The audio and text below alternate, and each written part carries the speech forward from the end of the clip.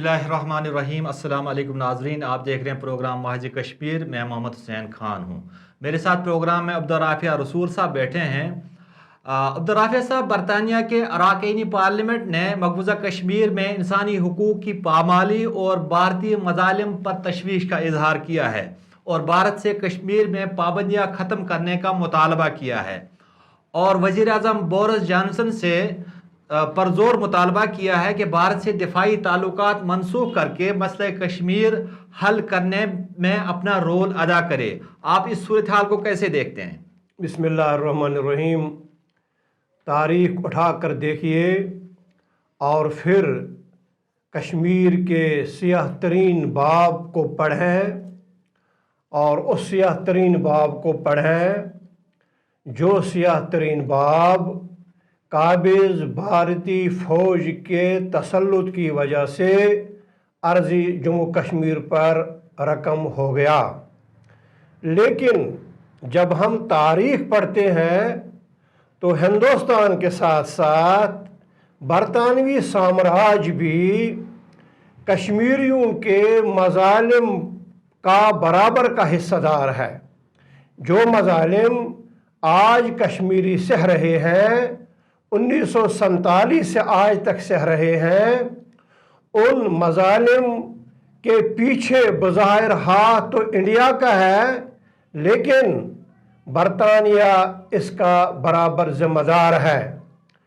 तारीख़ कश्मीर का मुताला हमें बताता है कि रियासत जम्मू कश्मीर ये पाकिस्तान का हिस्सा बनना था इस रियासत को, लेकिन आखिरी वक्त में, आखिरी लम्हात में, आखिरी अयाम में ब्रिटिश वासराय लॉर्ड माउंटबेटन ने जो खेल खेला, जो इंतहाई घिनौना खेल खेला, उसकी वजह से कश्मीर आज पेचोताब खा रहा है। उस भयानक किरदार की वजह से ही आज कश्मीरी शहीद किए जा रहे हैं और उनके मैदानों को कब्रिस्तान बनाया जा रहा है। काश उस वक्त बरतानिया उसूल और कायदे और ज़ाब्ते पर अमल करता। जो उसूल, जो कायदा, जो ज़ाब्ता तक़सीम बरसगीर का मुतय्यन हुआ था, जो फार्मूला मुतय्यन हुआ था, काश बरतानिया उस वक्त उस उसूल पर कारबंद होता तो रियासत जम्मू कश्मीर का जो तनाज़ा आज चल रहा है 73 बरसों से, ये न होता। लिहाजा सबसे पहले हमें इस बात को ज़हन नशीन कर लेना चाहिए कि कश्मीरियों की जो अलमनाक सूरत हाल है, कश्मीर में जो अलमिये और सानहात रोनमा हो रहे हैं, इसका बराबर ज़िम्मेदार बरतानिया भी है। हाँ, अभी वक्त नहीं गया, अभी टाइम है, अभी वक्त है कि अगर बरतानिया अपने जुर्म, अपने गुनाह का एहसास करे और फिर अपने उस जुर्म और गुनाह का वो कफ़ारा अदा करे। कफ़ारा इस तरह होगा कि वो आलमी सतह पर एक मूवमेंट लॉन्च करे, एक सदा पुरजोर सदा बुलंद करे और कहे कि हमारी गलती की वजह से और हमारी कोताही की वजह से या हमारी साजिश की वजह से भारत ने मुस्लिम कश्मीर को हड़प कर लिया।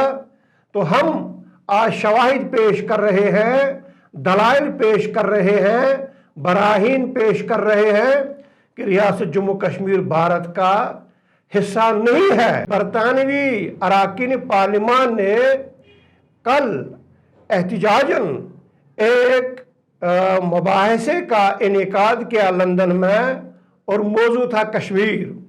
उन्होंने सारी सिचुएशन उसमें बता दी कि भारत मकबूजा कश्मीर में किन भयानक जराइम का इर्तिकाब कर रहा है, भारत किस बर्बरियत को कश्मीरियों पर मुसल्लत किए हुए है, भारत ने किस तरह कश्मीरियों का काफ़ी हयात तंग कर दिया है, भारत किस तरह कश्मीर की डेमोग्राफी तब्दील कर रहा है। 10 अरकान पार्लियामेंट जो बरतानिया के हैं, उन्होंने اس کو سامنے لایا، اور بڑی بات یہ ہے کہ اس میں برطانیہ کے وزیر انصاف بھی موجود تھے، اور انہوں نے اے ٹو زی انہوں نے ساری صورتحال کشمیر کی بیان کر دی، اور اپنے وزیر اعظم پر زور دیا اور مطالبہ کیا ان سے کہ وہ فوری طور پر بھارت سے اپنا معاہدہ جو دفاعی معاہدہ ہے اس کو منسوخ کریں، اور پھر کشمیریوں کی آواز بن کے کشمیریوں کو ان کا حق دلا دیں۔ لیکن یہ ایک پریس کانفرنس سے یا ایک محدود مباحثے سے کام نہیں چلے گا۔ اگر برطانوی اراکین پارلیمان مخلص ہیں یا کشمیر کا درد ان کے سینوں میں اب اٹھنے لگا ہے، تو انہوں نے اپنی موومنٹ کو چلانا ہوگا اور اپنی صدا کو بلند کرنا ہوگا پوری دنیا میں، دنیا کے ہر فورم پر، دنیا کے ہر کونے میں، دنیا کے ہر ملک میں انہوں نے اپنی اس صدا کو بلند کرنا ہے۔ ان کو چاہیے کہ وہ تمام ممالک کے صدور، تمام ممالک کے وزراء اعظم کو خطوط لکھیں اور سارے فیکٹس کشمیر کے حوالے سے جو انہوں نے لندن میں بتا دیے تو وہ اس میں منشن کریں، ایک ایک کر کے پیش کرے دنیا کے سامنے، اور دنیا کو بتا دیں کشمیریوں کا حق خود ارادیت بھارت نے سلب کیا ہوا ہے اور انہیں حق آزادی دیا جائے۔ اس سے قبل اسلام آباد میں ترکی کے وزیر خارجہ اور آذربائیجان کے وزیر خارجہ انہوں نے بھی پاکستان کے موقف کی حمایت کر دی، جو کشمیر پر پاکستان کا سٹینڈ ہے، پاکستان کا موقف ہے۔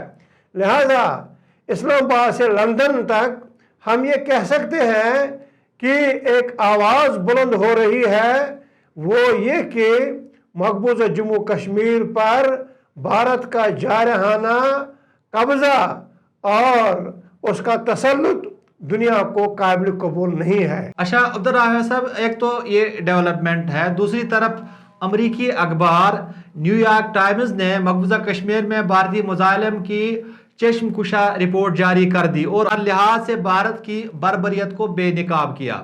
اب جبکہ امریکہ میں نو منتخب صدر کی حلف برداری میں چند دن ہی باقی رہ گئے ہیں، کیا آپ کے خیال میں امریکی اخبار نے جو بائیڈن کو مسئلہ کشمیر کی حساسیت سے آگاہ کرنے کی کوشش کی ہے؟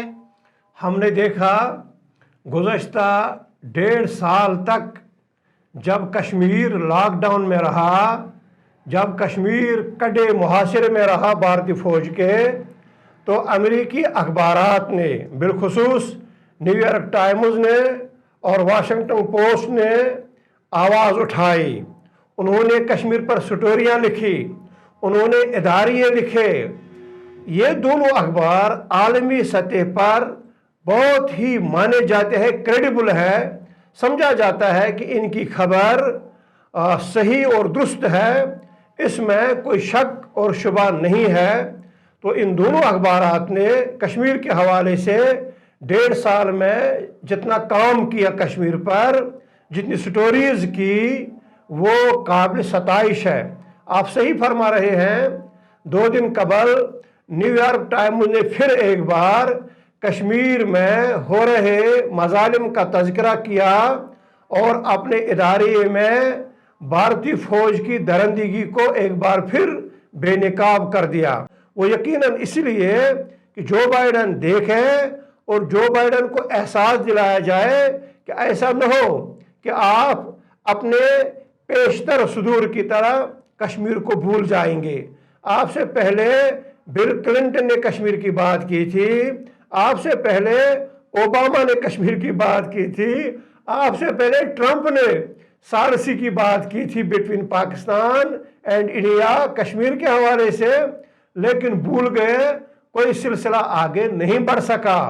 اخبار کا مقصد اور مدعا یہی لگ رہا ہے کہ وہ نئے امریکی صدر کے ذہن میں یہ بات ڈال رہا تھا کہ آپ نے اس سے ہٹ کے ایک جرأت مندانہ اقدام کرنا ہے اور سچائی کا ساتھ دینا ہے، انصاف کا ساتھ دینا ہے۔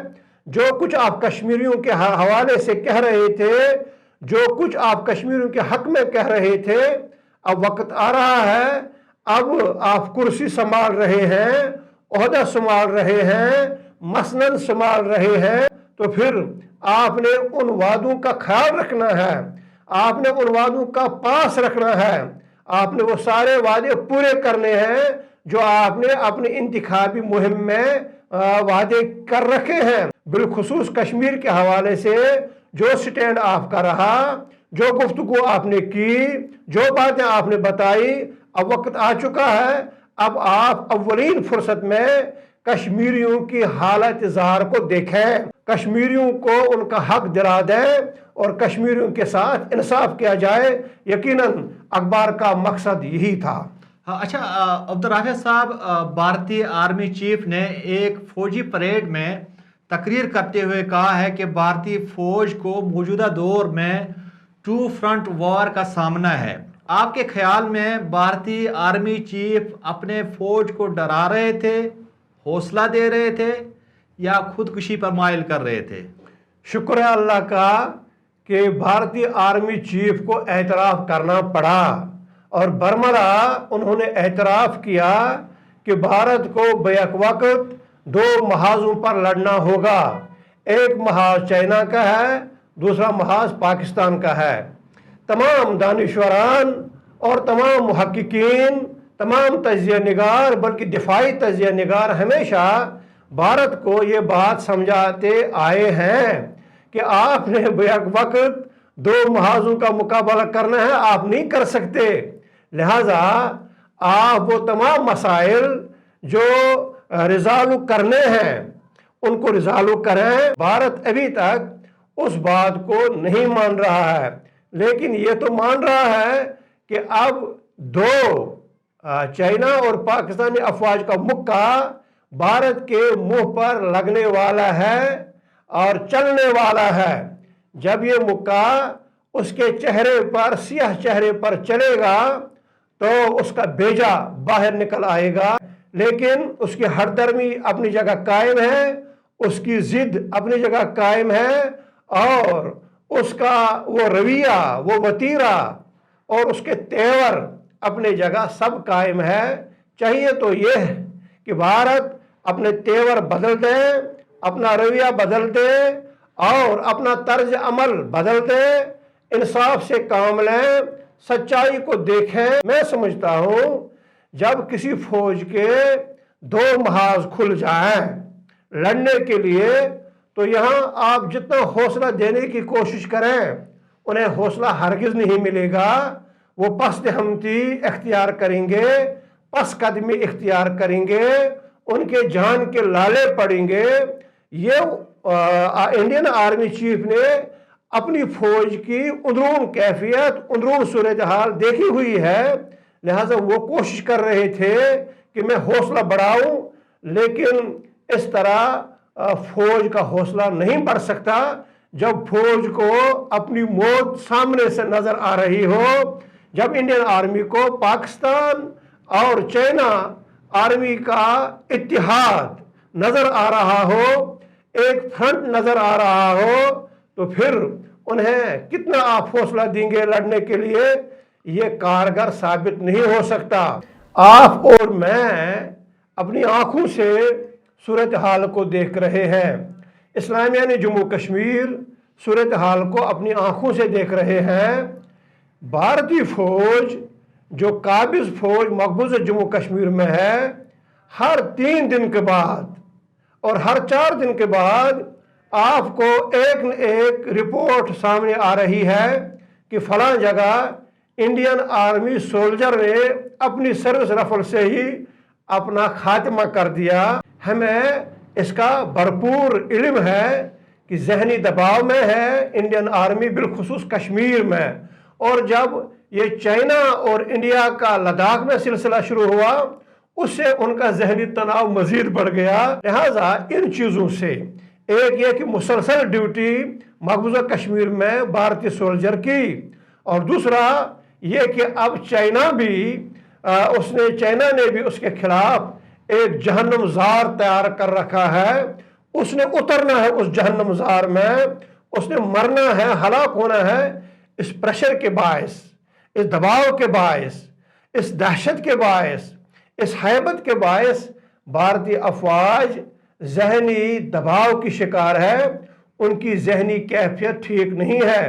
कई मरतबा ऐसा भी हुआ कि कई चीज़ों से भारतीय फौज को जहनी दबाव से निकालने के लिए टैक्टिक्स किए गए, प्रोग्राम चलाए गए, लेकिन हिंदुस्तान इसमें कामयाब नहीं हो सका। मोहतरम नाजरीन, कश्मीरियों के खिलाफ भारत की रियासती दहशतगर्दी और मजालिम की अलमनाक दास्तान न सिर्फ आलमी कवानीन की पाबंदी है, बल्कि अक़वाम आलम के बनाए गए इंसानी हुकूक की बदतरीन खिलाफ वर्जी है। भारत मकबूजा कश्मीर में जिस बेदर्दी से कश्मीरियों की नस्ल कुशी कर रहा है, उसकी मिसाल इंसानी तारीख में कहीं नहीं मिलती। हिंदुत्व के शैतानी मंसूबे के तहत कश्मीरी नौजवानों को फर्जी झड़पों में शहीद किया जाता है, फिर मस्क शुदा लाशों की तौहीन करके उन्हें हमेशा हमेशा के लिए गायब कर दिया जाता है। ये कश्मीर में भारत की हुकूमत की कश्मीरियों के खिलाफ जंगी जराइम की वो खौफनाक मिसाल है जिसका सामना निहत्ते कश्मीरी हर रोज़ कर रहे हैं। जबरी पाबंदियाँ, माशी बदहाली, जबरी खामोशी और हुकूक की नीलामी और तशक्कुस की पामाली रोज़ का मामूल बन चुका है। भारतीय मजालिम के खिलाफ बात करना अब गुनाह और जुर्म बन चुका है। जो लोग भारतीय जराइम के खिलाफ बात करने की हिम्मत करते हैं, उन्हें काले कवानीन का सामना करना पड़ता है और उन्हें जेलों में बंद किया जाता है। मर्दों के साथ साथ कश्मीरी खवातीन भी भारतीय जबर की शिकार हैं। लातेदाद खवातीन इस वक्त भी भारत के मुख्तलिफ जेलों में बंद हैं। कोई नहीं जानता कि उनके साथ क्या सलूक हो रहा है।